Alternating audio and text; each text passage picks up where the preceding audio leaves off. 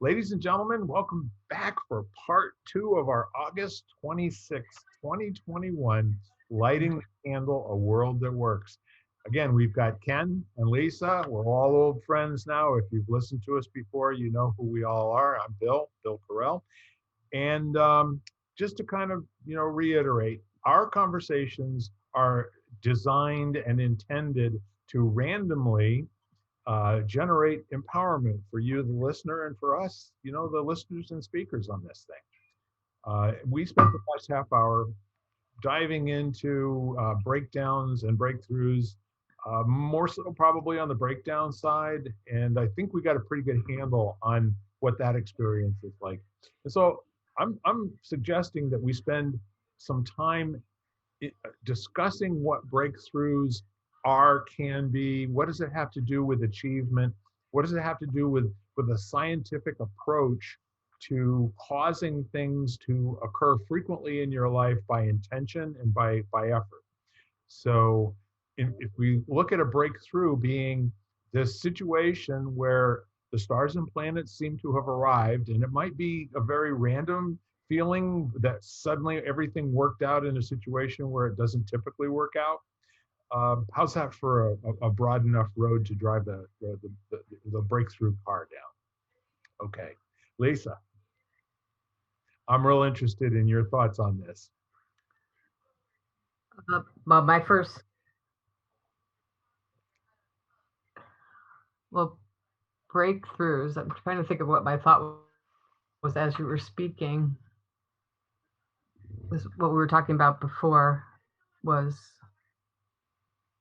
paying attention to both equally. Breakthroughs are to get outside of your comfort zone is in order to find the breakthroughs. I mean, because you're not going to find them just living status quo. And that could be anything like Ken was talking about as far as health goes. I mean, and the other part is to, like, there's books, our theories, 1% happier, 10% happy, or 1% better than you were, to only compare yourself to the you were yesterday and not compare yourself to other people all the time. I mean, I've been doing little physical things to improve my health too, or to, like Ken said, healthier longevity, or however, how did you put it, Ken? Health span. So do you want to just redefine what that is, Ken, in case folks didn't hear it in the last half hour? Oh yeah, it's you're hearing it more and more. It's just the recognition of you have a lifespan, which is just how long you live, but then health span is the quality of the life you're living. So how healthy are you? So I mean, it's one thing to be 90 and immobilized and just in a place where you can't really even live your life anymore, and then there's being 90 and still doing things you enjoy and being energetic and vital. So so there's been this kind of shift from how do I live long to how do I live well. So yeah, which is just much more interesting to me. No, I like the health span term. Thank you for bringing that up again, because I have been looking at even strange little things. I was watching a video about a man that is teaching people how to remember how to squat without killing themselves. And he's a physical therapist, and he teaches from the bottom up to get on the ground and do it. So I've been practicing that because it's something you just stop doing. And then now I can get out of a beach chair without looking like I'm rolling into a somersault and then standing up. Little things like that, because you learn rather quickly, but if whatever you stop doing, you just can't do anymore. So, move it or lose it kind of thing. And it's obvious every age that you become that you've stopped doing something, and because it became uncomfortable, you continue to stop doing it. Now you cannot do it, but you can relearn it again, which is a nice thing to learn as well. And like Ken was saying, with the different health things, everything is changing too. Like, how intensely should you exercise? What kind of dieting should you do? what's really happening when you cut calories as opposed to just doing no food at all, or being careful of what you eat in one day, fasting for a day or two or three. How there are benefits to that, which before they used to think there wasn't. There's a, a doctor that wrote the obesity code, and he also wrote the diabetes code, and it's kind of the same solution for both. And I know a woman that's in her 80s that just lost 60 pounds, which she could never do before because she's fasting now. And it's health, she's healthier as well. So I mean, there's ways to, and different ways that we keep learning of how the human body reacts to things and how you can improve them all the time. And obviously, so like Ken said, health span is a much better way to look at it, and a greater goal to achieve, to work towards. What a really interesting way to frame the whole notion of a breakthrough as well. Do you know that a breakthrough has to be extraordinary in the moment to be considered such, right? It can't be commonplace. But then you get, we were talking earlier, and I mentioned achievement and the whole science of progressing yourself to the point of excellence. That if a person or an organization has described its destination as excellence, then the ideal is one that is constantly being redefined on the journey. Excellent at the age of 5 has no bearing on what excellence looks like at the age of 45. So the concept, the ability to understand it, the ability to exercise whatever you have, for capacities, and whatever you have for understanding, and whatever your reality is. And there are some things, from listening to people talk, and I really very much enjoyed this because I was in a course 25 years ago, and there was an Olympic athlete who was in that course as well. And he was very much determined to finish in the running, of the world championships on an annual basis, that he could actually have a shot at a bronze medal when, the Olympics came up 3 years later. Now, this guy was a 400-meter high hurdler. So he was about 6'5". He looked like a freaking gazelle. I mean, there was not an ounce of body fat on this guy at all. And when he walked, his muscles on his legs just rippled. I don't know if you've ever seen anybody that was that level of like a professional or a college basketball player. These guys, they're so aerobicized. They are so 150% in terms of their muscles doing peak performance all the time. And so what he had determined, with his coach, is that there was this little small voice inside of his head that his coach told him that he would have to be able to listen to that voice powerfully in order for him to accomplish the most that his body could accomplish. And the coach told him, you have the innate and the earned capacity to stand on the podium and be handed a bronze medal. So in this course, he would stand up occasionally and he would share what he heard from somebody else, like the 80-year-old that just lost 60 pounds, or the person who was going back to college in their 40s and was scared to death that they wouldn't be able to make the grade. And he stood up and he said, I'm clear about one thing right now. Y'all have the same little voice that I do. And those little voices, they got to be talking to each other, because they're changing the subject, but the language and the syntax of the sentences is all the same. And so when he said, I understand now that in order for me to get out of my own way, I'm going to have to love this little voice to the point where I invite it to talk to me as much as humanly possible. and I invite it to say the meanest and the most vile things to me that would normally, I would have to avoid it and not listen. And when he said that, um, everybody in the room was completely struck by what he had discovered. And there was this really kind of a groan of and also clapping, and people stood up and said, "Thank you. That is the most outrageous thing I've ever heard a human being say, and it is so personal and so true for me." And then on it went. Well, the guy ended up he ended up I don't think he ended up going to the Olympics. I think he decided that that wasn't his path, that he'd spent most of his, from age 8 or 9 to the time when he was 19 or 20, being an athlete to the exclusion of almost everything else in his life. And he wound up going to the trials, the Olympic trials. And when he got there, he ended up doing very well at the Olympic trials, but he decided that he was not going to go to the Olympics after all. Which, when I heard this, I thought to myself, I got to talk to this guy. And so we had exchanged phone numbers. I gave him a call and I said, "So what happened?" He said, "It finally dawned on me. I'm not an athlete at all.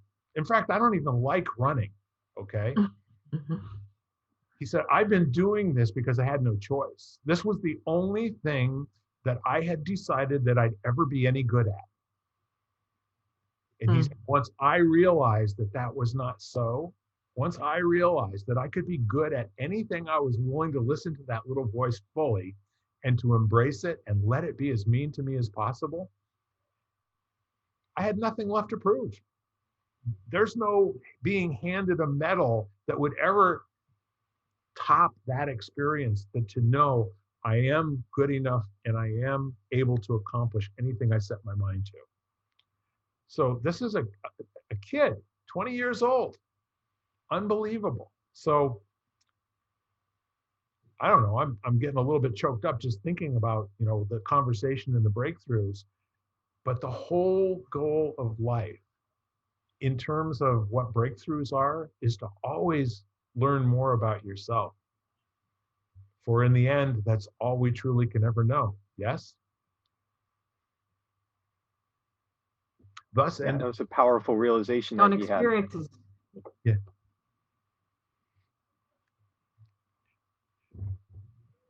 Either one of you may go ahead and go so that Eric doesn't have. I was going to say too that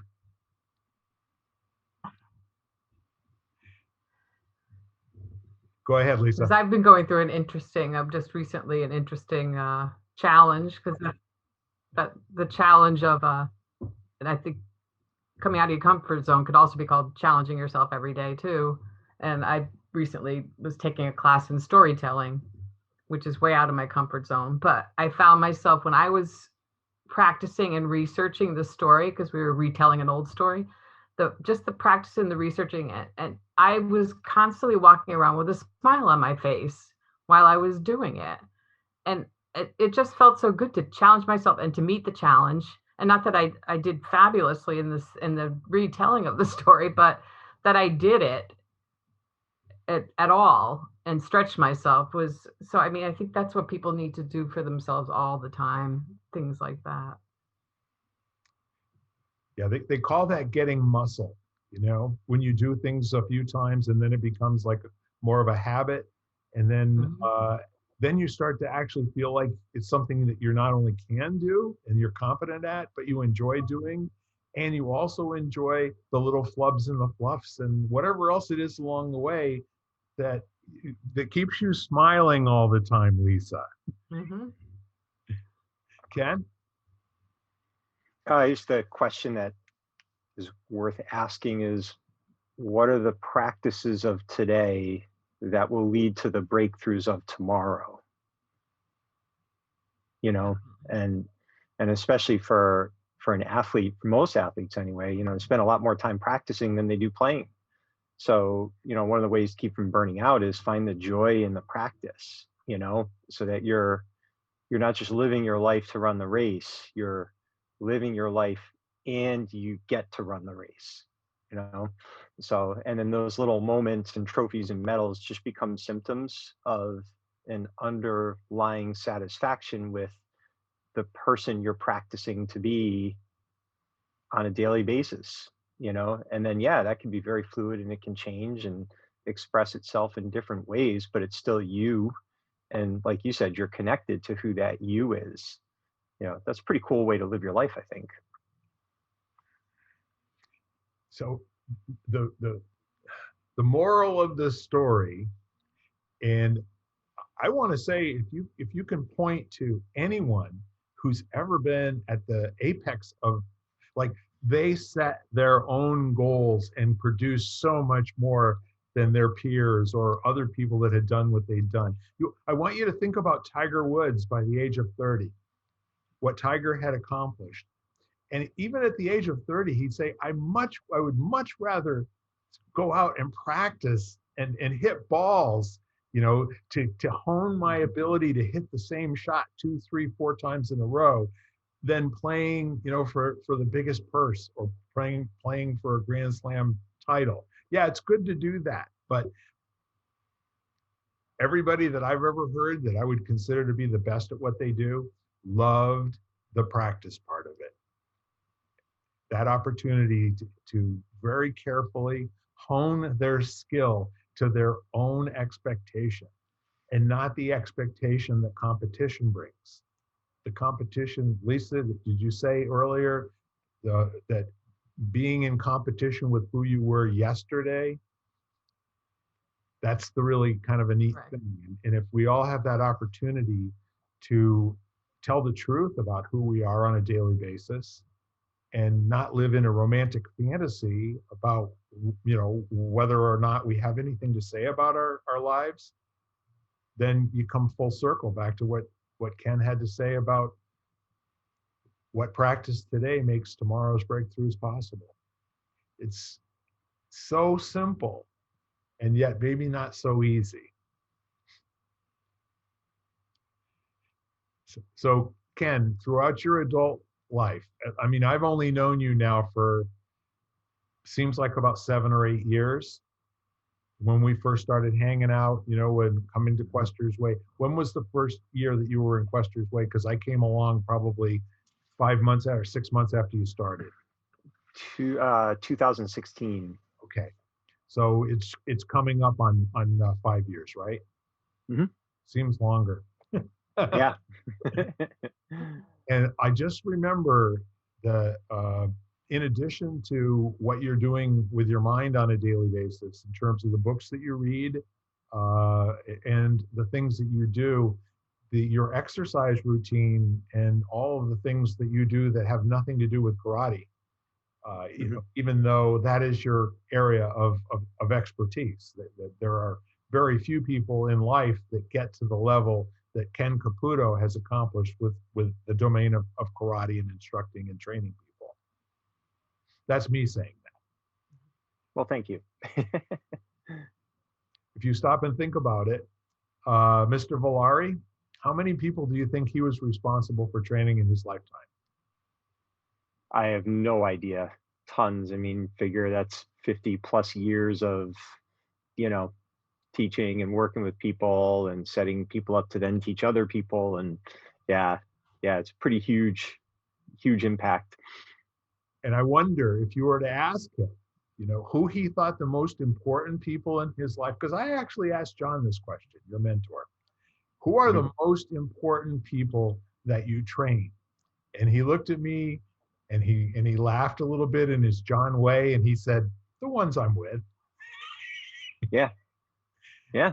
It's always right here, right now. This is the most important, thing for me. And I took that away and I thought that was really kind of encouraging, that we're not preparing ourselves to be good at something once or twice in our lives. We're preparing ourselves to be excellent at what we do on a daily basis, no matter where we are and what we're doing. Well, and the cool thing about, if you think of it as, the value of practice is you get to make mistakes, you get to try things that may or may not work. the whole idea is it's just there's not the pressure, but there's still a focus. You're practicing for a reason. So yeah, I mean, and really that's what led to Quester's Way. I mean, the whole idea was just 5 practices. What will your life be like if you move every day, do something good for your brain every day, you work on your relationships with yourself and others, connect every day, focus on fuel, how you bring nutrients into your body, and empowerment, being present and having belief in yourself and your value in the world, and just let's experience those things in a fun, crazy environment, and we're all on a quest to be our best selves. So we all do that in our own unique way, and let's do it together, and we'll learn from each other. And that was really it. That's all I've ever done my entire adult life. It's just move, think, connect, fuel, empower a little bit as best I can every day, even if it's just for a minute. Some days are better than others, but it doesn't matter because it's all practice anyway. And then when the unexpected games of life come up, the breakthroughs and the breakdowns, it's just like practice. You just do it one more time.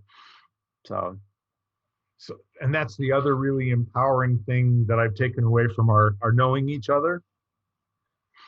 And one of John's favorite sayings, that just for now, the best that you can, just for now. mm-hmm. Yeah. So that while your intention is for each and every day to be the best day ever, why wouldn't you have that intention if you were awake? Mm-hmm. And if you were open to the possibility that each day can be the best day you ever had in succession, Yep. And all you have to do is just the best that you can, just for right now. Just for right now, do the best you can. Let that sink in just a little bit. And then the whole idea of breakthroughs, where a breakthrough is natural, it's a commonplace occurrence. It's the level that peak performers operate all the time. And you don't have to be a peak performer to somebody else's standards. You don't have to be a peak performer athletically or any particular way whatsoever. The peak performer is somebody who's always questing for what is possible and what would be the best possible expression of my life right now. Totally agree. Yeah. There's a wide open space that I think almost any listener or any other participant in this conversation can find themselves in. There's no reason why you have to resign yourself to a life that doesn't seem to be suiting you. And each time that you get knocked down, whether it's a vodka drink, a whiskey drink, you got to get up again, And that Chumbawamba song, I get knocked down, but I get up again. Yeah. So when that is unfortunately, for most people, what they're waiting for is for something bad to happen to them so they can change their life and react to it, which means that they've kind of settled into a space where nothing's really great, but nothing's really too bad. And I guess this is okay. Nothing wrong with that at all. However, if you stop and think about what got you out of bed this morning, it wasn't hoping that today wouldn't be any worse than yesterday. And if that were your thought, that hopefully today will not be as bad as yesterday, what an opportunity to take a look at this whole notion of best day ever, best that you can just for right now. It's a great conversation to find yourself in. Especially in the mornings. Yeah, in mornings, I'm thinking. Mel Robbins talks about this. Her new practice is to high five yourself in the mirror every morning. I mean, mornings is the way. That's where you start. So if you just start with not, like you said, Bill, I find it an odd thought to have somebody wake up and say, "I hope it's just not worse than yesterday." I mean, change your thought, change your day too. I mean, change your thoughts, change your mind. Wayne Dyer, there's a bazillion books on just that alone, that practice alone. So if you start your morning thinking, wow, I'm going to make this a good day, and then high five yourself, you know, Yeah. anything. I bought a pillowcase recently that says good morning on it, and I turn it over at night, and then every day when I make my bed, my pillow says good morning to me. That's awesome. And then at some point, Lisa, you get really arrogant and you say, best day ever. Like, how audacious is that? Who's going to stop you? I mean, How did that seriously. happen? Yeah. Well, any other thoughts on breakdowns, breakthroughs, anything that seems to make some sense now that maybe didn't make sense a little while ago? Any thoughts you want to leave our listeners with?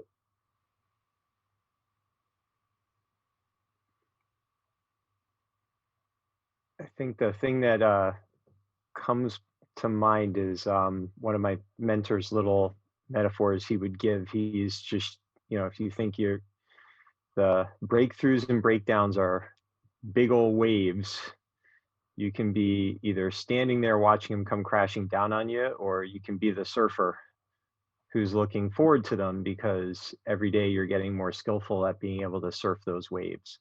So, and again, it's just perspective, and are you practicing to be skillful at surfing them, or are you just waiting for them to come crashing down on you? So, and that was always really helpful to me. It kept me focused and motivated to continue to practice, often for waves that never come.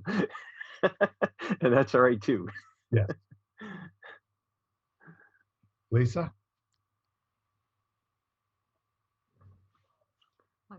Like what Ken said too, but I also was thinking to make it general when you're looking at something, back up a little bit and then see how this could be better, and how it is not that big of a blip in the whole perspective of things. So a breakthrough and a breakdown can be, they're basically two sides of the same coin.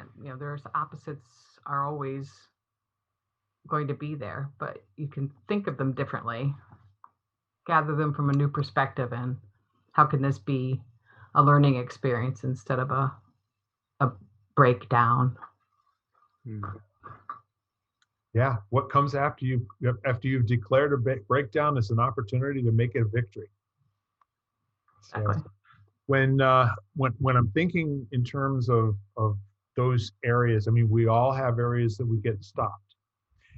And again, the difference between the surfer and the person getting pounded by the waves is the difference between force and power.